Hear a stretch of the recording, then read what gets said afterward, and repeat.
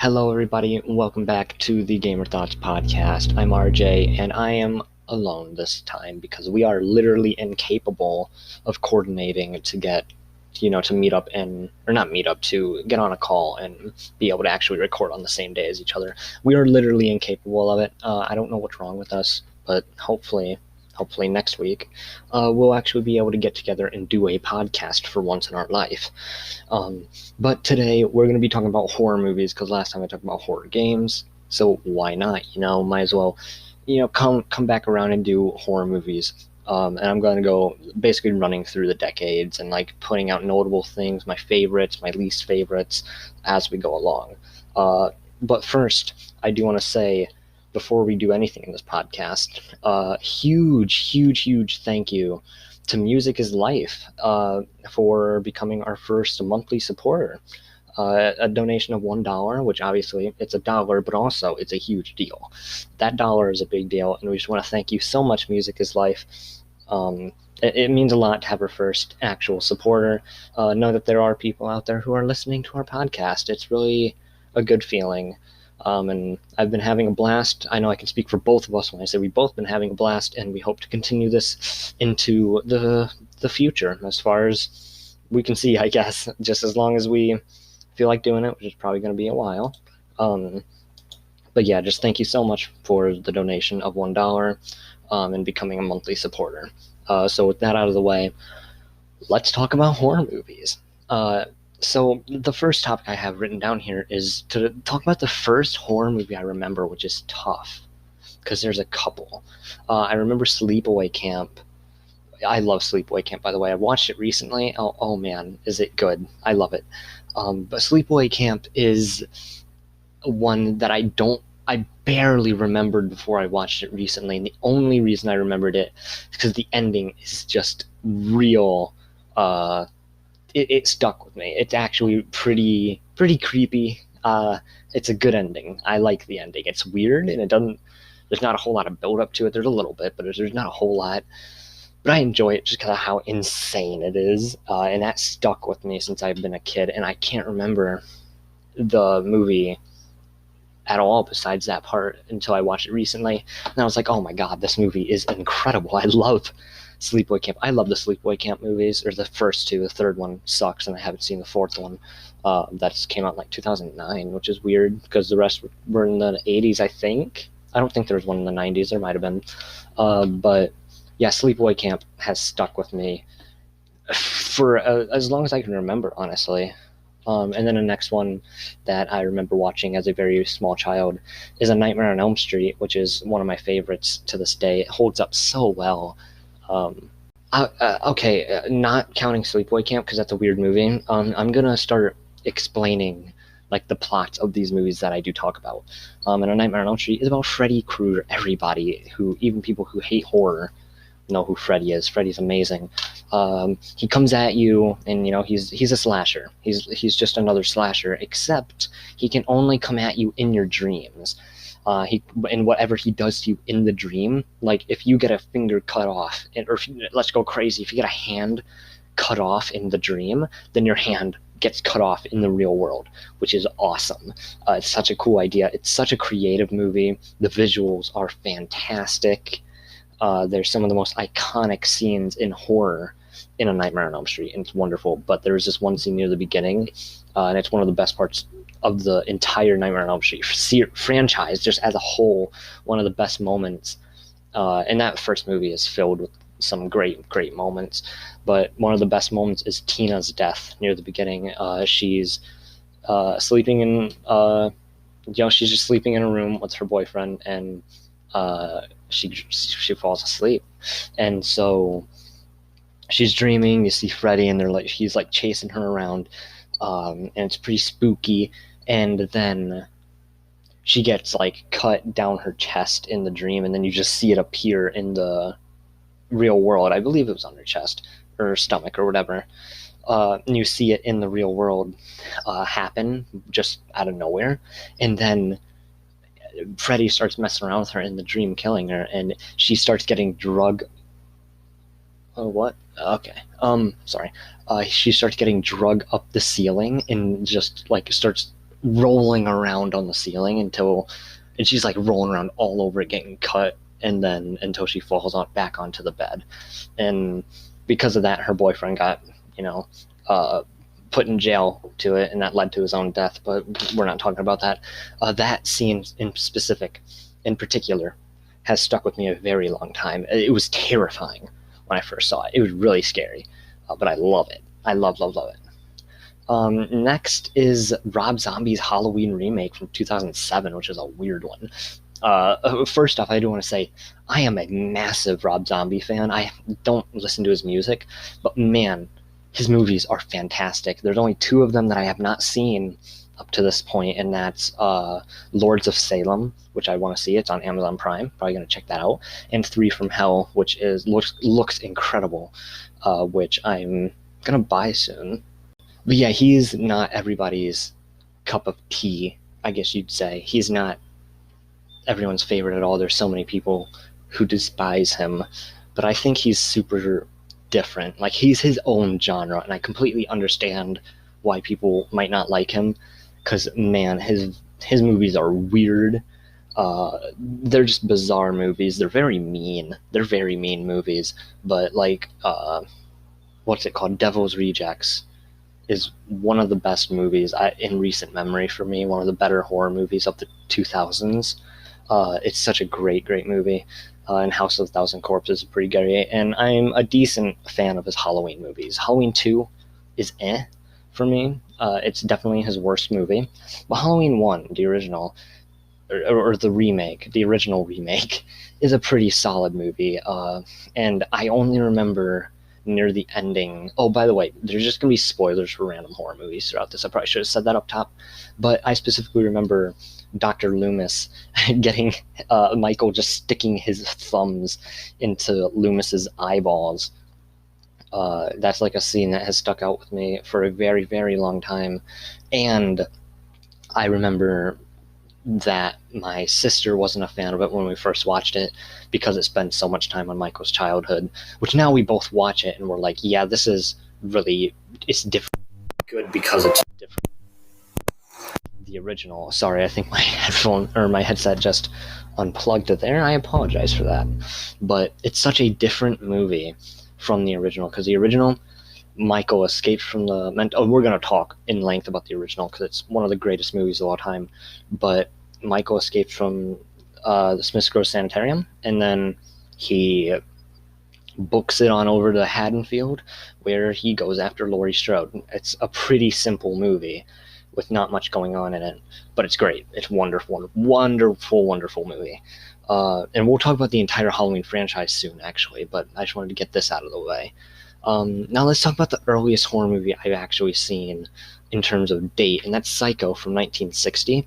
I still have not gotten around to some of the movies back in like the 20s and 30s that are like Frankenstein. I haven't seen any of the Frankensteins. I haven't seen The Invisible Man, stuff like that. I've been meaning to. I just have not gotten around to it, unfortunately, which I need to get over and do. But the earliest I've seen is Psycho. And then after Psycho, I don't know 60s horror at all. The only 2 movies I even know that exist in the 60s are Psycho and then Night of the Living Dead. And so after Psycho, the earliest I've seen is Night of the Living Dead, and then after that it would jump to 1974 with Black Christmas and Texas Chainsaw. So yeah, I've only seen movies from the 60s, so we're not even going to talk about the 60s in this. But Psycho is obviously a classic movie. Not even just a classic horror movie, it's just classic movie, period. And it started the modern slasher horror movies, or it helped. It kind of nudged it in the right direction, I'd say. And then Night of the Living Dead created the modern zombies. George Romero, obviously, is very influential in that regard. And he started zombies, pretty much. He started the modern zombies, because before Night of the Living Dead, it was voodoo that drove zombies. They weren't just coming back from the dead for brains and all that. No, they were like controlled by voodoo. By like witchcraft. So yeah, he was huge. And then Black Christmas is one of my favorite early horror movies, and same with Texas Chainsaw. They're both very, very favorites of mine, but we'll get to that right now, actually. So now we're just going to run through the decades from the 70s to the 2010s, break them all down. So we're starting, obviously, with the 70s, which, let's talk about Black Christmas, because that's the earliest. Black Christmas, what a masterpiece of a movie. It is good. It's a real good movie. It is, and in fact, I'd put it up there with Halloween, and movies in that style, like, Halloween, Nightmare on Elm Street, Texas Chainsaw. I think it deserves to be mentioned with the classics more, because it's so great. It's about a group of sorority. Oh, wait. Black Christmas actually wasn't the earliest. It was Texas Chainsaw. I get them mixed up because they were same year, 74. Let's talk about Black Christmas anyway. But Black Christmas is about it's about a sorority house full of these girls, and a lot of them are like, going home for the holidays, but then there are some who are staying, who aren't going home, who are staying over Christmas. And it's, man, so from the very beginning, you see a first-person perspective of a killer making his way in through a window to the attic of that sorority house. And he starts picking off the girls that are left at the house one by one. And God, every kill here, or almost every kill here is fantastic. There's so much good stuff in this movie, and the acting is fantastic. I don't think it's cheesy at all. I think this is an old movie that holds up incredibly well. John Saxon's in it, and I love me some John Saxon. I will take John Saxon any day of the week. He's incredible. But yeah, it's just about this killer, this unknown killer. You never find out who the killer is, which is amazing. Because it's like, this could really happen to anyone. He doesn't really have a tie to any of this, to the house or to any of these girls. Or at least if he does, then the movie's not coming out telling us, which I love, because it's too many things try to explain why the killer's doing what they're doing. But I like how this is more like, just, he's insane. He's messed up. And I like that decision. It makes it a little more creepy for me, how it's just a completely random dude killing off these random girls. It's a wonderful, wonderful, wonderful movie. And now let's go. I think I'm wasting too much time. I think I need to not talk as in depth, because I don't have all the time in the world right now. Let's go on to Texas Chainsaw then. Texas Chainsaw is disgusting, and I love it. Texas Chainsaw is not gory. There's barely any blood. Texas Chainsaw is not gory at all. But oh my God, this is another movie I saw pretty early on. I felt sick to my stomach after watching this, and until watching it again, rewatching it, I remembered it being much gorier than it is. It's not that bad at all. It's not very gory, which is really strange because you remember it so vividly being so disgusting. But it's not gory. It's not disgusting in that way, but it's just gross. It's just a dirty movie. It feels like you should not be watching this movie. And it's wonderful at that. The movie is not cheesy, campy at all. It's not funny in any way. It wasn't trying to be funny. It wasn't trying to make you laugh ever. It was super realistic. It's about these teens, these college kids. I'm not sure their age, but they're going to, I don't know, I guess they're just taking a road trip. I'm not sure exactly what they're doing. It's been a minute since I've seen it. But they're going and they run out of gas. And this is during the 70s where it was like during the oil shortage. So gas was through the roof, and not even a lot of places had it. Or gas prices were through the roof. Not a lot of places even have it. So the gas station they roll up to has no gas. So they run out of gas, and they stumble across this house that has gas, or they think it has gas. They're just looking for help, and it's where Leatherface lives. It's where the Sawyers live, which is a problem. And that's something you need to get away from. They don't know that. And the way that Leatherface is introduced in this movie is terrifying, because it's just this dude walks into this weird looking house, well, at first it looks normal, and like he's walking in, and you see it from behind, he's walking forward, and there's this weird door, and when he approaches the door a little bit, it just slams open really fast, I believe. Either that or Leatherface just kind of steps in front. I can't remember exactly how that goes, but either way, Leatherface is there in the doorway now, and he slaps the dude with a mallet, I believe it was. It was something like that, a mallet, a hammer, something. He hits him, and then he just falls on the ground, and he's twitching, and then Leatherface just takes him. He drags him, and then he does into this weird red room that looks from a completely different world, and then the door gets slammed, and the iconic door slam from Leatherface. It's amazing. It's such a terrifying scene. And then there's a scene later, a jump scare, that still makes me jump to this day. It's just Leatherface like popping out of the dark woods, coming after them. It's a really good movie. It's very good, and if you have not seen it, you gotta watch it. A lot of these movies, unless I say otherwise, go watch them. They're so good. There's so many good horror movies, man. So what else was in the 70s? Let's skip forward to, I've seen Carrie, which came out in 1976, I believe.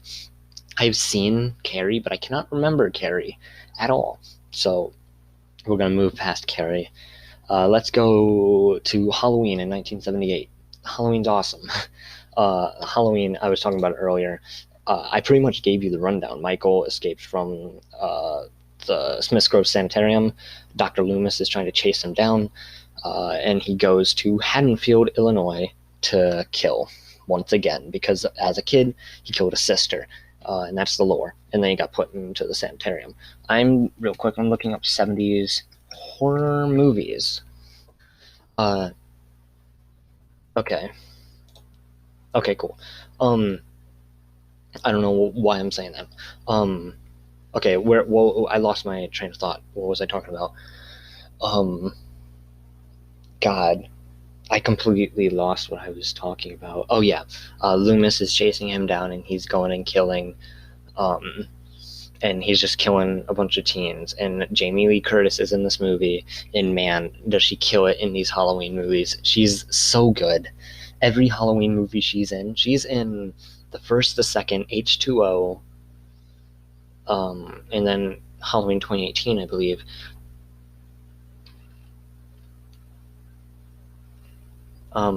Yeah, and those are my four favorites by far. Those are definitely my four favorite Halloween movies. I'll run through the Halloween movies here in just a little bit. Those are the four best Halloween movies in my eyes.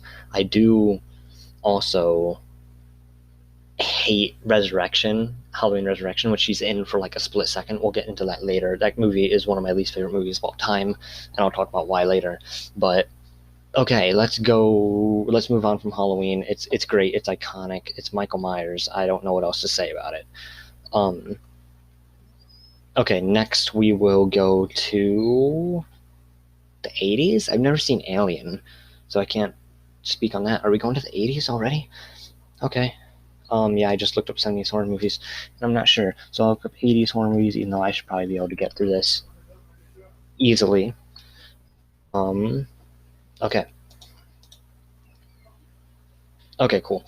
So immediately in 1981, my favorite movie of all time is The Shining, and I was very unfair to that movie in my review that I did on it in November before Dr. Sleep came out.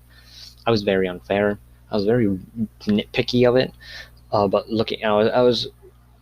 I don't know. Looking back on it now, I've watched it like 5 times since November, even though it's such a long movie. I love it. It's a masterpiece of a movie. It's a masterpiece of a film. Stanley Kubrick is fantastic. His directing is fantastic, even though he stressed out Shelley Duvall so much that her hair started falling out and she basically quit acting. It's still incredible. And it has my personal favorite scene in any movie ever. My favorite movie scene of all time is when she finds what he's been writing the whole time. It's like all work and no play makes Jack a dull boy, and she's just like baffled, and then Jack comes out from behind and he's like, I think he says something like what you see, or something like that, or something. He says something like along those lines, and then or maybe he says like, what are you doing down here? He says something like that, but then he proceeds to give this amazing monologue throughout while they're like, walking back through this room that they're in, this massive room in this hotel, and he's giving this huge monologue, and Wendy has a bat, who's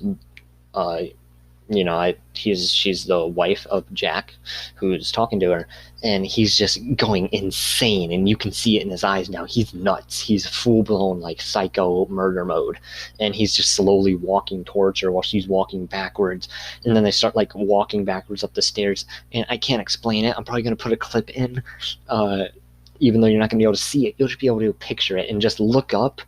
I'll look it up right now. If you just look up Wendy, give me the bat. Has it ever occurred to you that I have agreed to look after the Overlook Hotel until May the 1st? Does it matter to you at all that the owners have placed their complete confidence and trust in me, and that I have signed a letter of agreement, a contract, in which I have accepted that responsibility? Do you have the slightest idea what a moral and ethical principle is, do you? Has it ever occurred to you what would happen to my future if I were to fail to live up to my responsibilities? Has it ever occurred to you? Has it? Stay away from me. Why? I just want to go back to my room. Why? Well, I'm very confused. I just need a chance to think things over. You've had your whole fucking life to think things over. What good's a few minutes more gonna do you now? Look up Wendy, give me the bat, and watch like the 3-minute and 45-second one that pops up on YouTube, or the 5-minute one. That one's great. I mean, they're all great. But watch one of the longer ones like that. It's incredible. Look up Wendy, give me the bat if you have not seen The Shining. Matthew, if you're listening to this, I don't know. Matthew, have you actually seen The Shining? I feel like I remember you saying you've actually seen that. I don't know, but the movie's a masterpiece. Moving on.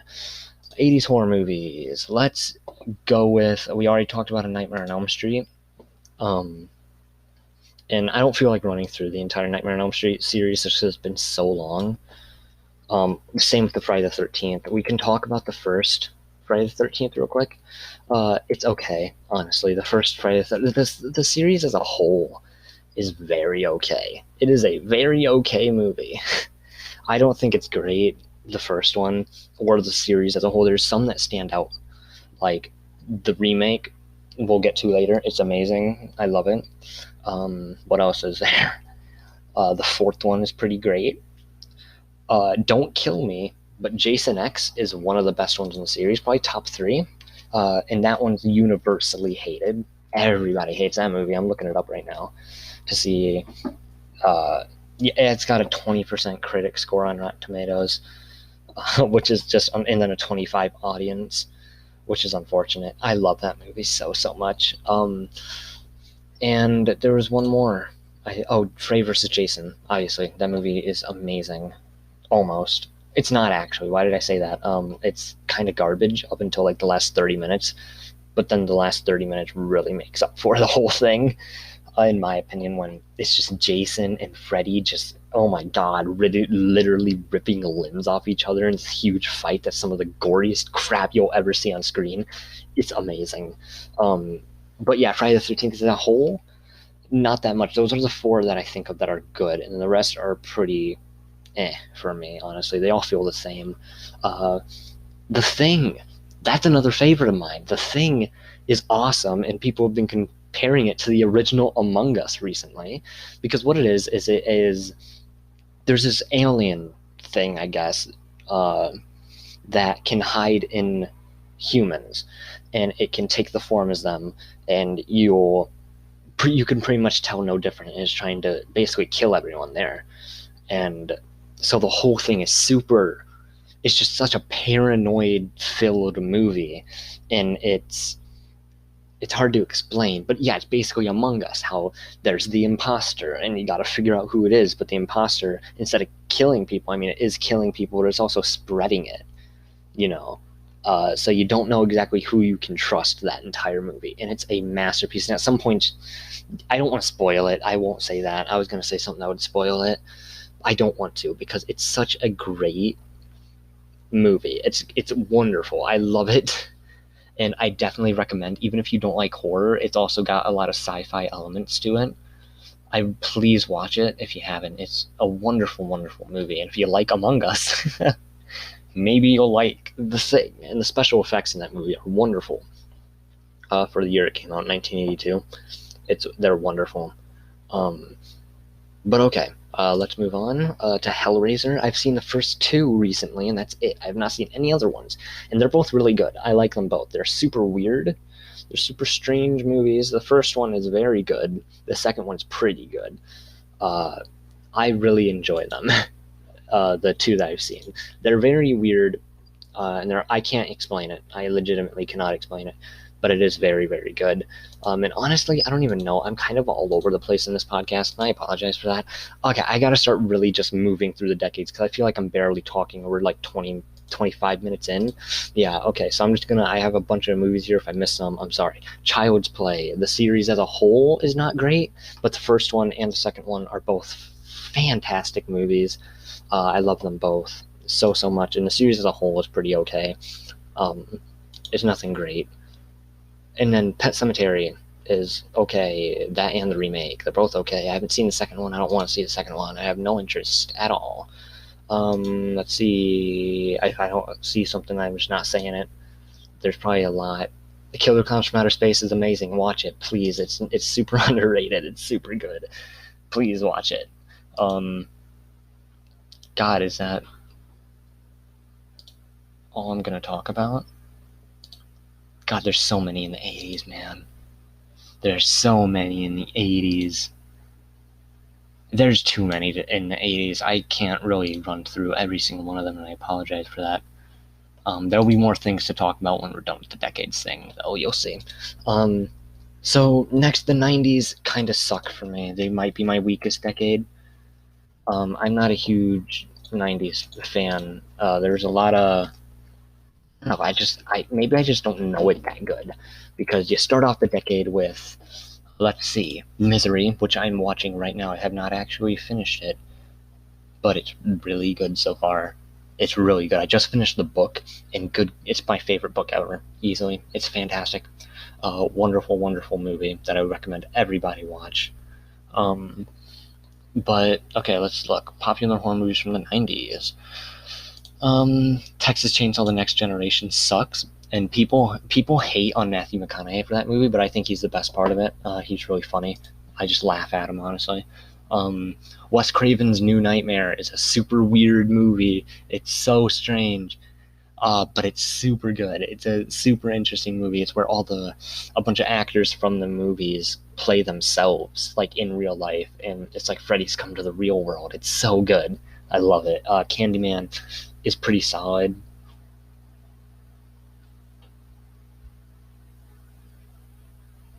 I'm sorry, I'm just looking through. Candyman is solid.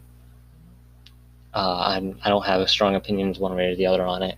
The Blair Witch Project's amazing. I was so harsh on it in my review. It's a wonderful movie. It's one of the best in the 90s. But it's definitely not for everybody. It's definitely not for everybody. Sleepy Hollow was a wonderful movie that I watched recently. I really enjoy that movie. The original It is not as good as the new one, but it's okay. Scream is wonderful, wonderful. Obviously, one of the best horror movies of all time. Scream is a masterpiece. I Know What You Did Last Summer is also really good. I really enjoy that. Same with I Still Know What You Did Last Summer, the second one. I like them both. The third one sucks badly, but that's okay. The Silence of the Lambs, another classic. Is it really a horror movie? That's what people like to debate. I consider it a horror movie. It's a horror movie in my eyes, but it's really good. But it could be looked at as just a thriller. The Nightmare Before Christmas is here. If you want to say that, sure, it's amazing. Tim Burton as a whole is just so wonderful. So wonderful. So good. Okay, and that's all I'm really going to talk about here. I'm sure there's so many I'm missing. But that's just a quick run through of my opinions on all of those. So now we're going to move to the 2000s horror movies. Okay. Okay, I feel like there's a decent amount in here, right? Probably. Okay, let's look at the popular. Saw. Immediately. I love Saw. The entire series, there's definitely the weak ones, but I love it. I love it so much. I really enjoy it. It's such a disgusting series, but it's so good. It's so good. Jeepers Creepers, I like the first one. I don't think it's great, but I like it. I can't stand the second one, and I don't want to see the third one. I've heard awful things about the dude who's behind him. I don't know it in detail, but apparently he's done some really messed up stuff. So yeah. The Orphan I haven't seen that forever. It's so weird. That's such a messed up movie. I don't want to spoil the ending because it's shocking, but it's really cool. I definitely recommend everyone watch it. I haven't seen it in so long though. The Devil's Rejects. What probably my favorite of this decade, of the 2000s, maybe. Probably. It's such a great movie. Rob Zombie, you're amazing. I love you. Please don't ever change. The Friday the 13th exists in this, the remake. It's very good. It's one of the best Friday the 13th movies. I have not seen Jennifer's Body. I should probably get around to that, shouldn't I? The Texas Chainsaw Massacre remake is okay. I think it's fine. It's nothing amazing, though. I know there's some that I'm missing. The Mist is wonderful. Everyone should watch it. It's got a lot of Walking Dead people in it. Maybe I'm biased. I don't know, but it's really good. I know I'm not really going in depth with any of these. I'm just naming off movies like, this is good, this is also good, and this is really good also. But I'm sorry. I don't know what else to do. Coraline came up. That movie is, it's good. It's Tim Burton's best non-horror movie. It's his best animated movie. It's so good. I love it. Final Destination is amazing. It's the entire series. I like it. Well, 4. Final Destination 4 is absolute trash. I hate that movie, but 1, 2, 3, and 5, I all really like them. Zombieland is really funny. I love Zombieland. I even really like Zombieland 2. Is that an unpopular opinion? I love Zombieland 2, actually. I thought it was really funny. I like the first one, obviously, more, though. On the topic of Tim Burton, Sweeney Todd, the horror musical, is so good. It's not even trying to be funny or nothing.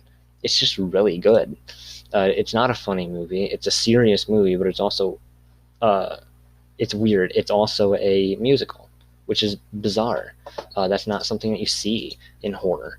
And it's very good. Johnny Depp is just fantastic in it. He's just fantastic in it.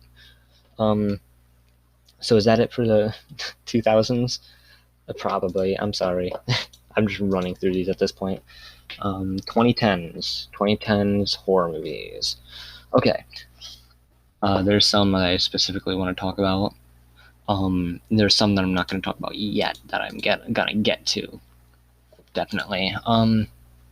Okay. Let's see. Dr. Sleep. People, go watch Dr. Sleep. Not enough people have seen that movie. Go watch Dr. Sleep. It's so good. Mike Flanagan is a genius. Hush is another great one. Mike Flanagan is a legend, man. He's so good. He's also behind Haunting of Hill House and Haunting of Bly Manor. I haven't seen either of those, but I'm starting them tomorrow or today, depending on when this goes up. I don't know if it's going up Friday or Saturday. Go watch Dr. Sleep, please. It's wonderful. In the Tall Grass, I actually liked, honestly. I actually enjoyed that. A lot of people didn't like it, but I thought it was a pretty solid movie. I enjoyed it a lot. Let's see. I'm going through, God, there's a lot of stuff I didn't see this year, or this decade. 3 from Hell, it's on my watch list. Yeah, I gotta watch it. Leatherface, oh yeah, it's my second favorite Texas Chainsaw movie. It's so good. Leatherface is bomb, man. It doesn't feel like a Texas Chainsaw movie. It's really strange. But it's disgusting. It's one of the grossest movies I've ever seen, which fits that Texas Chainsaw style perfectly. Just very enjoyable, very, very enjoyable. I definitely recommend giving Leatherface a watch. It's super good. Jigsaw. Oh man, talk about disappointing with Jigsaw. I thought it was a good movie. but it was not a good Saw movie in any way at all. And the twist at the end was garbage, honestly. It was so garbage. Everything about that movie was not good. Except for I say that, but there were good things about it. It could have been good. And it was good up until the ending, and then I realized, and I think the ending really brings down the movie, because it's just a garbage ending. I've not seen the Child's Play remake yet, but I did see the Pet Sematary remake, and I don't like that movie at all. I don't like it. It's bad. It's a real bad movie. It's so boring. It's so just bad. It's just not good at all. The first one's way better. Both the It movies, I love them both equally, honestly. I don't like one over the other, and that's probably unpopular because I know some people didn't like the second one, but I enjoyed the second one quite a bit. A Quiet Place, one of the best of the decade. I love A Quiet Place. John Krasinski. Well, now I'm watching The Office right now. I'm in like season 6, and now watching The Office, I'll never be able to watch A Quiet Place again without just seeing Jim. But man, John Krasinski does amazing in it. Emily Blunt is wonderful. John Krasinski directorial debut. I can't wait for the second. I'm very excited for the second. What's another movie? I think Get Out is awesome. Get Out is very good. It definitely deserves all the praise it's gotten. And the 2 Conjuring movies are pretty good. They're not my favorite. I don't know, I guess I'm just sick of supernatural stuff like that, super jump scary, but they are good. The first ones especially are just very, very good. Okay, we ran through everything. There were some movies that came out this year, which I'm going to look up, but I don't think I've seen any of them. 2020 horror movies.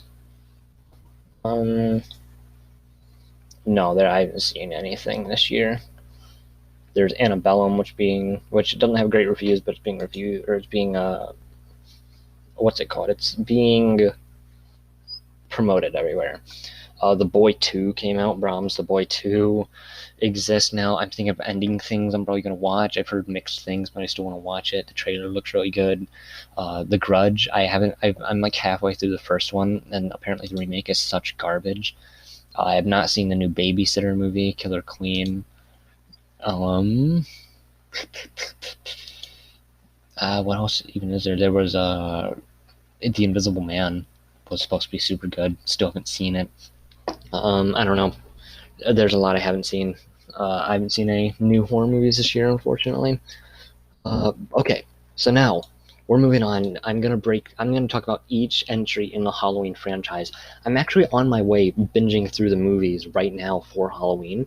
I just finished the third one, which we'll get to, but I've already said my piece on the first one. It's my favorite Halloween movie. It's very good. It's a classic. There's really nothing bad about it. The music is great. The music is so good in these movies.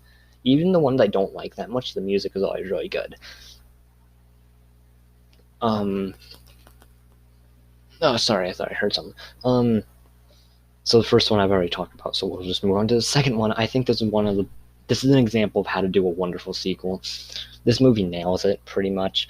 It feels like a worthy successor to the masterpiece that is the first one. It's not as good, but it's it's really, really good. It's a very great idea. It's a very great example of how to do a direct sequel good. And if you want to know how to do a good sequel that picks up right after the first, Halloween 2 is where you need to go. Halloween 3 Season of the Witch, the only Halloween movie with no Michael Myers. Fun fact, actually. It's so weird. I just finished it. I love it. My sister hates it. I love it. It's such a bizarre movie. It is such a bizarre movie. It's about this mask company that, they're making masks. They're super big. Everybody loves them.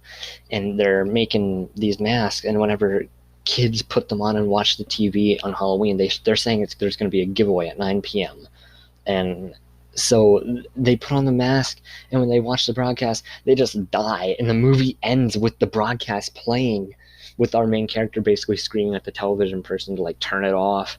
Like the people in charge of the channels. It's really good, actually. I really enjoy it. It's like top 5 or 6. It doesn't crack my top 4, but it's up there. It's really good. It's definitely better than some of the other ones. Halloween 4's return of Michael Myers, John Carpenter. I mean, John Carpenter's Season of the Witch did not do well. People don't like that movie very much. It's starting to get more accepted now, but at the time, especially, people did not like it. So they just went back to Michael Myers, and I really like Halloween 4. I think it's a good one. It's not a favorite, but it is a good one. I love them bringing in Jamie. I think her name is Jamie Lloyd. Is that her name? I'm gonna look her up actually. Jamie Lloyd. Yep, it's Jamie Lloyd. She's awesome. I really, really like Jamie. She's super enjoyable. And she's played by Danielle Harris, who does a wonderful job in the role. It's just overall, I don't know. Overall, it's not the best thing in the world. It's a pretty basic movie, and I think that's why some people don't like it. It's a pretty basic movie, but it does bring in Jamie Lloyd. It does bring back Michael Myers, and that is enough for me. The fifth one. This is where we start getting into straight garbage, guys. The fifth one sucks. It's the Kurt, or which one is this one actually? I can't remember which one. I get the fifth and the sixth mixed up. Halloween. The Revenge of Michael Myers. This one has Jamie Lloyd again. She's pretty great in this movie. But this movie has one huge problem, and it introduces the cult of the Thorn, which is garbage. If you know anything about Halloween movies, you know the cult of the Thorn sucks. There's nothing good. It's basically says why. It's basically the thing that motivates him to start killing. And it's revealed that Michael and Jamie have some sort of a psychic connection. It's so stupid. It's so dumb. But, I mean, Michael kills some people. And Jamie Lloyd is pretty good. And Danielle Harris does a good job. So yeah, that's that. Then we go on to the sixth one. And this is Paul Rudd's debut this one is almost my least favorite in the series, but there's one that's coming. Ooh, that I hate. But this one sucks. It's so bad. Paul Rudd started here, which is also sad. But this one really leans further into the cult stuff, and it's just not good. It's hard to explain. It's been a while since I've seen it, but it's just hard to explain. It goes hard into the cult stuff. It kills Jamie Lloyd off immediately, and they couldn't even bring back Danielle Harris to play the role, which sucked. It flashes forward into the future, so she's older, but they didn't bring back Danielle Harris, so I don't really care. I wish they would have brought back Danielle Harris and not have killed her off literally immediately. That's annoying to me. The Man in Black, it's this dude that's kind of going around busting Michael out of jail and all this. It's stupid. He sucks pretty much in every way. Pretty much everything sucks about this movie. Everything sucks. I don't like this movie whatsoever. Paul Rudd is also not that good in it, unfortunately. I love Paul Rudd, but I mean, whatever. And then there's Halloween H2O. This is my Halloween H2O is my fourth favorite Halloween movie.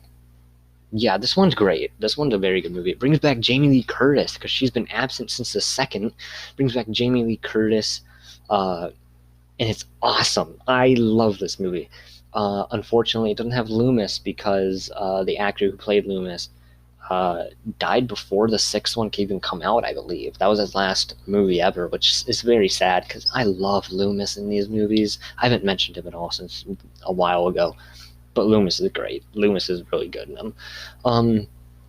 But it has Jamie Lee Curtis playing Laurie Strode again, and she's 20 years older because this movie's H2O Halloween 20 years later.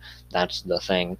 It's wonderful. Jamie Lee Curtis is back in action, and she's like, it's Halloween, and she's super paranoid of Michael, and she's a teacher, and she's changed her name, but Michael still finds her, and he's going to that school, and he's gonna kill her. He's gonna kill her son and all his son's friends. It's really good, and Jamie Lee Curtis doesn't die, because if she died, oh wait, She doesn't die in this one. Oh, but just wait. And this should have been the ending. The next movie should have never existed because this movie was made. It ignored every movie. It counted Halloween 1 and 2 and then ignored 3 through 6. Those didn't exist in this timeline. It's a new timeline. It's where it goes Halloween 1, 2, and then H2O. H2O should have been the end of the series for that time because it went Halloween 1, 2, then H2O in this timeline, and then after it was Resurrection, and then it went to Rob Zombie's remakes. Resurrection shouldn't have existed. This should have been the end until the remakes. Because, but H2O is great. It ends the movie with Laurie triumphantly chopping Michael's head off in such a good way. It's so good. I love it. I love it so much. But instead of killing Michael off and actually taking a risk, no, they need them sequel money. So they reveal that Michael crushed some poor dude's voice box so he couldn't talk, and he put him in his clothes and stole his clothes to blend in. But here's the thing with that. Michael attacks Laurie before she kills him. Or the random dude. Why would the dude randomly attack Laurie like that? Why would he do that? He wouldn't.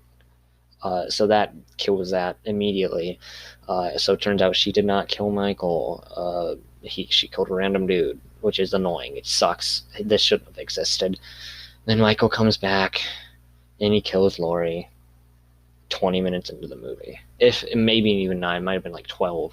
They killed her off immediately. They killed the best character in the series off immediately. And Jamie Lee Curtis is like on all the posters. So what's up with that? They killed her off immediately. Why is she on the posters? She's barely in it.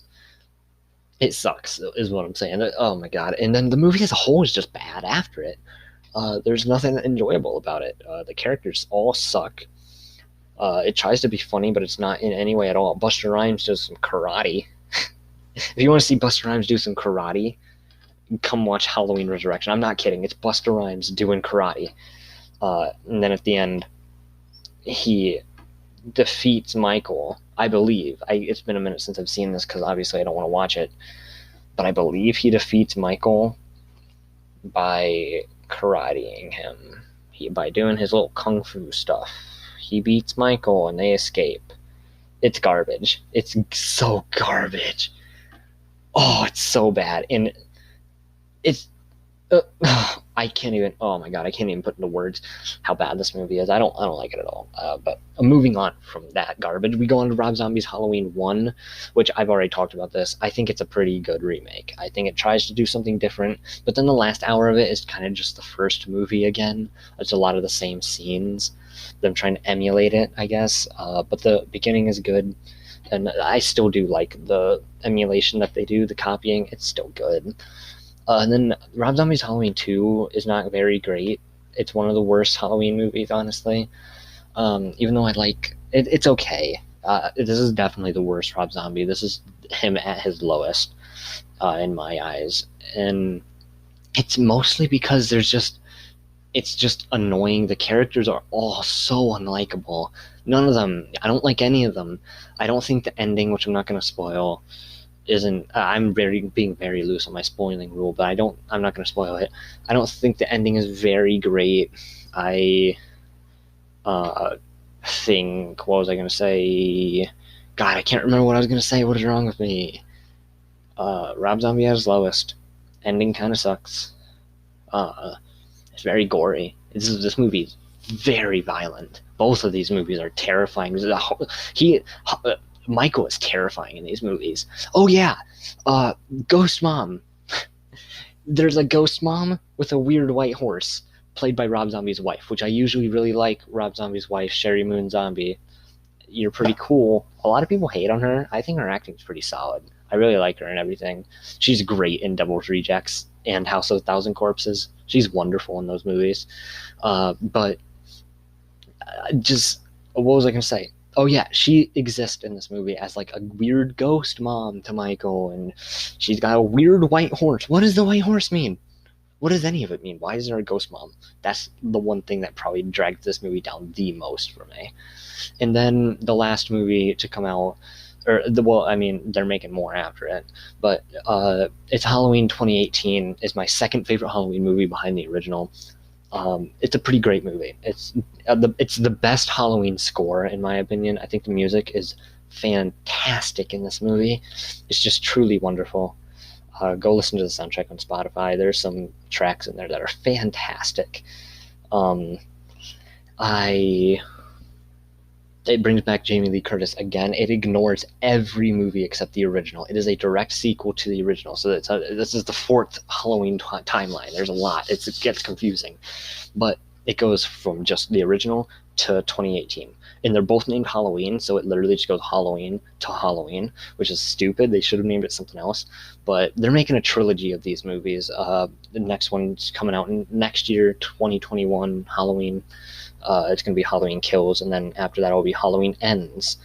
I hope Jamie Lee Curtis don't die, because I love her in this movie. She is so great in this movie. She's super paranoid, but she is prepared. It's Halloween time, and the problem is that they're transferring Michael to another facility on like right at Halloween for whatever reason. That's a little lazy, but whatever. They're transferring him to a new facility. She's like losing it pretty much, and she's prepared. She's completely isolated. She's got a shooting range out back. She's got this weird thing where she presses a button in the island in her counter, or the island in her kitchen just moves out of the way, and she's got like a huge secret basement room with like loaded with weapons. She's really cool in this movie. Michael does a really good job in this movie. His mask looks amazing. And let me just say, of every horror movie ever, I'm going to be honest, of every horror movie ever, I think Black Christmas can contend for this. But I think this has some of the best teenage characters ever. Like the teens that are just there to get killed. They're great in this movie. I love them. They're all fantastic. They're all so well done. And I like them all so much. I think all the actors do a great job. I think they're not annoying. They're not annoying. They're not just there to get killed. At least technically they are, but it doesn't feel like that. They feel like real people that would exist. And also, this movie, surprise, surprise, has literally no nudity, which is a shocker. Except the only little bit of nudity in this movie is a flashback to the first movies. So yeah, this movie gets by without any nudity, which is so strange. It's so rare for a movie like this to do that. For a Halloween movie to get away with no nudity, it's so weird. It's so strange. It's so different, and I appreciate it, honestly, because I think nudity and all that in horror movies are way overused, and it paints them in a bad light, honestly, which is unfortunate. But that's one reason I don't. That's the biggest reason the Friday the 13th remake is not my favorite is not my favorite Friday the 13th movie. It's pretty much only because, good God, that movie is stuffed with nudity. It gets ridiculous. Otherwise, it's a great movie, but good God, they don't know how to stop. It's ridiculous. But yeah, that's pretty much the Halloween series. Let's move on. Let's talk about the Purge real quick. Let's just run through the Purge. I'm going to start wrapping this up soon. Let's run through the Purge. I love the Purge movies. I think they're all very good. The first two are like really solid. The first two is solid. Ethan Hawke, I love you, Ethan Hawke. I didn't know about Sinister. Sinister is the scariest movie I've ever seen. I just want to say that. I'm not going to say anything else. Go watch Sinister. It is on Netflix. Sinister. Watch it, please. It's so good. But anyway, let's get to... What was I talking about? Oh, yeah, The Purge. Ethan Hawke is pretty great in this movie. I like him a lot. It's pretty much just a home... Oh, The Purge, if you don't know. It's where it's one night. There's one night every year, 12 hours, where all crime is legal. So there's these dudes trying to break into Ethan Hawke's house, and he's trying to stop them. And that's the movie. It's a home invasion movie, which it's a decent home invasion movie, but it's definitely the worst Purge movie. It's weird. This is like a rare instance where the first movie is the worst movie, but it is. I'm sorry. It's the worst. The second one, I can't remember that well. Me and my sister binged these movies. We took 4 nights to watch all 4 of them, but so they kind of blended together at a point. But it's a really good movie. It's a solid movie. I remember it being. I don't remember anything about it. I just remember it being a solid movie. It's better than the first, but not great. And then Election Year and the first Purge, which is the 4th Purge movie. When I refer to the Purge, I'm referring to the first movie in the series. When I refer to the first Purge, I'm referring to the 4th movie in the series, just so that doesn't get confusing. The first Purge means the 4th. The Purge means the first, okay? So the Election Year and the first Purge are so fun. They're such fun movies, but they're also, I mean, they're not, but they're very just, they constantly are going. They're going. It's so enjoyable. It's like a roller coaster that never stops. It feels like they're very solid movies. I like them both so much. They're some of the best of the decade for me. And now the last thing I want to talk about is A24, baby. I've only seen 4 A24 movies, horror movies. There's only one movie right now that I want to watch of theirs that isn't horror, but I don't want to watch all their horror movies. I want to watch Good Time, I think it's what it's called, with Robert Pattinson. It looks awesome. I want to see it. I think it's like a thriller or an action or something. I'm not sure, but it looks good. A24 is an independent movie studio, and their horror movies are incredible. I've only seen 4 of them so far, but each 4 of them are like some of my favorite movies ever. So I'll rank them from 4 to 1. We're starting at number 4, my least favorite A24 movie I've seen so far, but it's still super good. It's one of the best movies of the decade. Is The Green Room. It's about a group of Nazi, or not. We're getting to the Nazis. No, it's about a group of punks, of punk rock band, and they are going. They're not big at all, struggling hard, and they go get a gig at basically a Nazi club where a bunch of Nazis hang out, and so they, or neo-Nazis I guess they'd be called, and they accidentally witness a murder there, and so the owners are holding them captive, and they're trying to escape, and it is a nail-biter. It is a edge-of-your-seat thriller. But maybe the reason I don't like this compared to the other ones is because it's definitely the most straightforward. There's not a lot of interpretation to be had here. It's very straightforward. It's a very simple movie. Maybe that's why, because all their other movies are very thought-provoking in a way. They're very... All their other movies are... You can have several different people will take away different things completely. Like, one person can have, like, take away one thing from this movie and think it means this thing, and then someone else can have the complete opposite thought behind it, and it's really cool. And maybe that's why, because this is just a very straightforward one, but I still love it. And then next would be It Comes at Night. God, I just watched this movie the other day. It's so good. Please watch this movie. Please watch this movie, please, because it's so underrated. Because idiots watch the trailer and they're like, ooh, It Comes at Night? What's it? And the trailer makes it look like the trailer's a little bit misleading because it makes it look like it's going to be like a zombie or like a monster or like something supernatural, it's going to be something crazy. But no. Nothing physical comes at night. The title is referring to, it that comes at night is fear. This movie is another very paranoid filled movie like The Thing, and I love it. It's a slower movie. It's about a virus where it's basically the zombie virus, except instead of turning, you just die. Instead of turning into a zombie, you just die. Except it's a little bit before you show symptoms, so you can spread it pretty easily, because if you come into contact with that person at all, you spread it. It's such a great movie. It's between these top 3 movies, it's tough to choose between them, and my list might change eventually, but this one, It Comes at Night, it's a pretty great movie. It's one of my favorite movies ever, because there's this family living in this house isolated from the world because of this virus, and then a random dude breaks into their house one day and they're thinking, oh my god, is he infected? What's going on? Is he trying to kill him?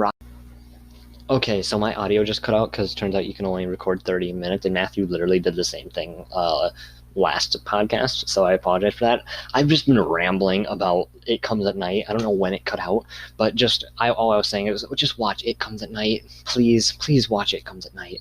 It's such a bomb movie, and people are so unfair to it. Let me look it up real quick and tell you this. It Comes at Night.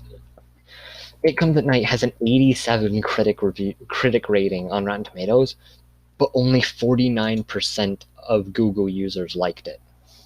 Then going into the Rotten Tomatoes, it's got a 44% audience score, but an 87% critic. It's so good. Please watch it. Please watch it. Very, very good. And then the last two that we're going to be talking about today is number 2 is The Witch. The Witch is bomb. It's such a slow movie, and it's like there's these pilgrims, I guess. It takes place in the 1600s or something you don't see very often. And it's another paranoid-filled movie. Why do I love those movies? It Comes at Night, The Thing, and now The Witch. Basically because they think that there's some witchcraft going on and this kid went missing. This kid of this family went missing, and there's a lot of suspicion that there's witchcraft going on in their house, and they're pretty much putting the entire blame on Thomason, which is our main character, and she's trying to say, no, it's not me, I'm not a witch, I swear. And it's a confusing movie. I can't really explain it, but watch it. It's a super good movie. If you like It Comes at Night, or if you like The Thing and you want something more slower and something a little more complicated, I do recommend giving it a watch. And my favorite A24 movie, and like top 5 favorite movie of all time, my sister can't stand this movie. She says it's one of the worst movies she's ever seen. It's The Lighthouse. Ooh, is this movie good? It's so good. The Lighthouse is filmed in black and white entirely, and the aspect ratio, it's not widescreen, it's not full screen, it's like a box. It's like the sides are, it's basically like it cut off the sides, The aspect ratio is crunched down a lot. It's almost a square box. And the filming on display in this movie is so good. The cinematography is wonderful in this movie. It's about 2 dudes who basically have to work at a lighthouse for 4 weeks. And I don't want to spoil it because it's a masterpiece. A capital M masterpiece. It's my favorite horror movie of the decade. It's my favorite movie of the decade, period, maybe.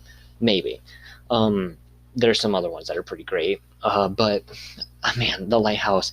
Yeah, these 2 dudes are on a lighthouse, and it's Willem Dafoe and Robert Pattinson, which I love them both. And so their acting, it's a crime. It is a shame. It is a crime that neither of them were nominated for Oscars, and Robert Eggers was not nominated for an Oscar, at least to my knowledge. That's ridiculous. That's ridiculous. The director is Robert Eggers, and he should have been nominated. Willem Dafoe should have been nominated, and if Willem Dafoe didn't get nominated, I would have been completely okay with Robert Pattinson getting nominated for something. All this movie got nominated for was cinematography, and that makes me sad. It makes me so sad. So that makes me depressed, but they basically slowly things kind of start falling apart as the movie goes on, and it's honestly a pretty funny movie. It's a pretty funny movie, but not in a forced way. They're not trying to make you laugh. It is just naturally funny how the characters act, and how they react to each other and how they interact with each other. It's just naturally funny from time to time. It's just a pretty funny movie, but it's, I don't know. It's a masterpiece. I can't explain it. It's another weird one. It's another one like a witch that's very hard to explain, but please watch it. And so that is going to do it for my episode on horror movies. I had more than I wanted to talk about, but I couldn't get around to it. I mean, I rushed through the decades, and I'm still over an hour right now. So I'm sorry about that. There's so many horror movies that I could have talked about. I could probably follow this up with a part 2 eventually if I felt like it. I'm probably not gonna, but I could. So, yeah, that's about it. Thank you guys so much for listening to our podcast. We'll try to keep it consistent now. Like Matthew said last week, we're going to be giving it our best attempt. I want to thank you again, Music is Life, for the donation of $1 and becoming our first monthly supporter. That means the world to me and Matthew. If you feel like subscribing to our YouTube channel, they'll be in the description. I'll put some social medias down there. I'll put some more links down there for you guys to look at. Go follow us, go subscribe to us if you feel like it. So yeah, thank you guys again so much for listening. This podcast has been a blast for both of us, and we're very excited to see where it goes. So thanks again, and we'll talk to you guys next week.